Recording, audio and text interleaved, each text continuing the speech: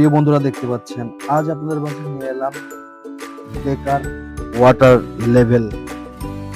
আমরা তিন ভাই মিলে একসঙ্গে কিন্তু ওয়াটার লেভেল পূরণ করার জন্য একত্রিত হয়েছি। দেখতে থাকুন, খুবই চমৎকার ভাবে খেলা চলছে। প্রথমে কিন্তু আমি বেকারটা ফিল আপ করলাম, দ্বিতীয়ত বড় ভাই সেও কিন্তু বেকার ফিল আপ করে দিল, তৃতীয়ত যাচ্ছে প্রিয় ভাই বাচ্চু ভাই, সেও কিন্তু ফিল আপ করার মুহূর্তে সেও কিন্তু